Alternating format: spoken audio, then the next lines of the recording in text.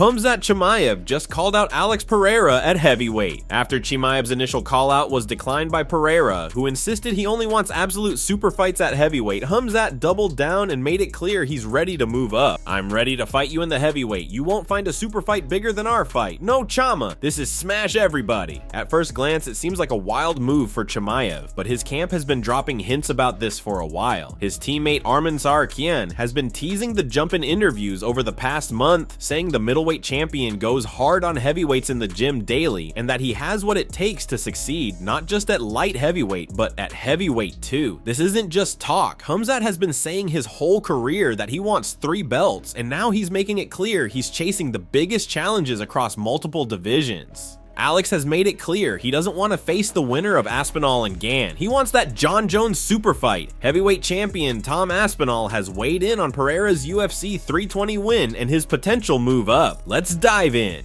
Does he move to heavyweight now, or does he fight Yuri, or what are your thoughts? Sure, that's his decision. He's the champ. He can decide whatever he wants. Do you think he should fight Ankalaev again? Maybe that as an option?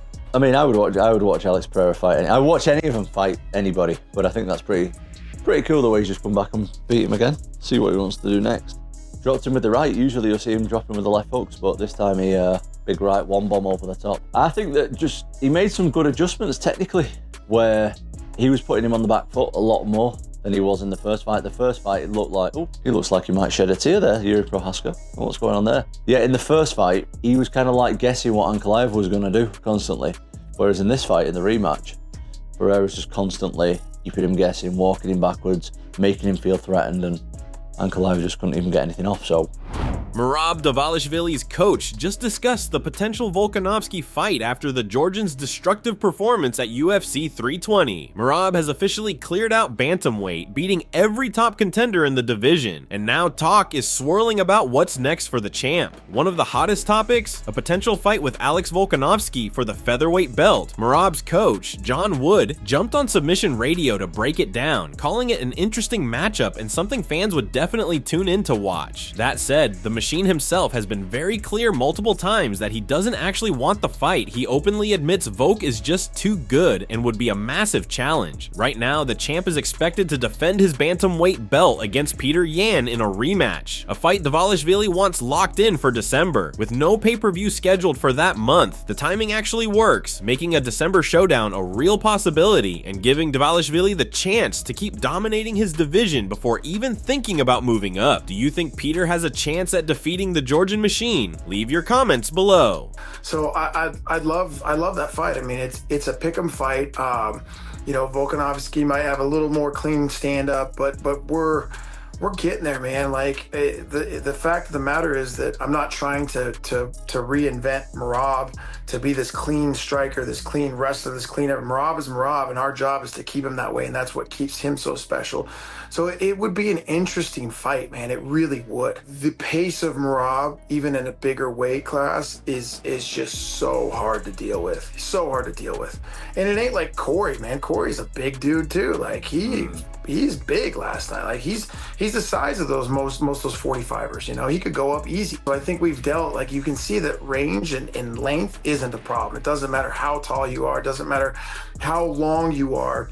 Merab's going to get there. And so it really does with Volk. It's an interesting match because they're just both so gosh darn tough and they're both so gosh darn good.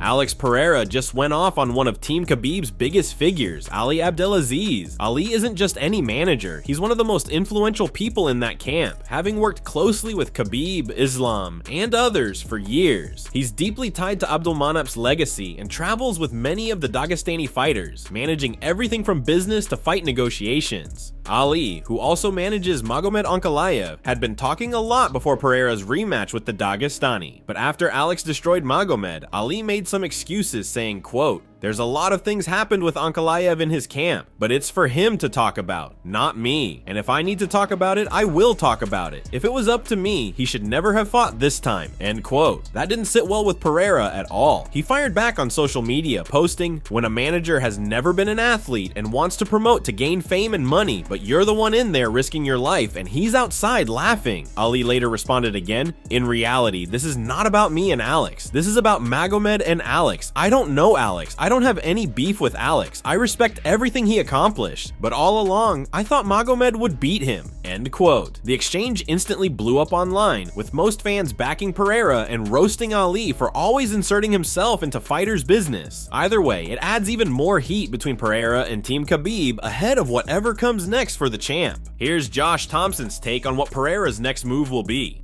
The fight to make right now is Olberg versus Alex. Because we've already seen the Yuri fight, we've already seen the Ong fight, we've already seen Khalil, we've already seen the other ones. I want to see if Alex is going to stay at the 205-pound division. There's only one fight for him, and that's the Carlos Olberg fight. That's it. Does John cut down to 205? I think John can make 205. He'll go back down to 205. I think he makes 205. You have Alex and John at 205. I mean, I wouldn't mind seeing that fight. I mean, that's a fight that actually kind of skipped my mind a little bit. I think the fight that they make, if he wants to fight again, Alex has been very clear about, like, I like to stay busy. I want to fight as much as possible. I think you have him and Olberg fight. And if he beats Olberg, then you've got Alex to do whatever the hell he wants. Fight at heavyweight, fight at super heavyweight. I don't give a shit what you do. Just do whatever you want. You just keep making us money for the next hour, the next year or two, until you're ready to call it quits.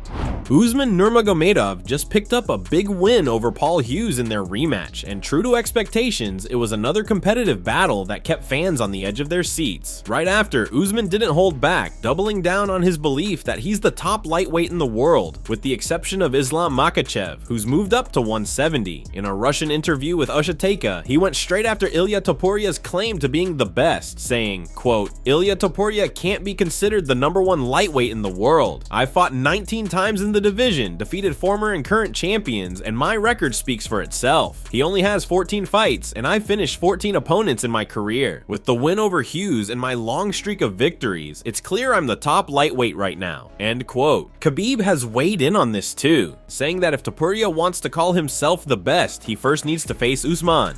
Stylistically, it would be a phenomenal matchup, as Usman is legitimately elite in every area of the game. Still, most fans give El Matador the benefit of the doubt simply because he's the UFC champion, and in MMA, holding the belt in the elite organization still carries unmatched weight. But there's no denying that at this time, there is relatively low interest in this matchup because Topuria versus Islam Makhachev is the true super fight fans want.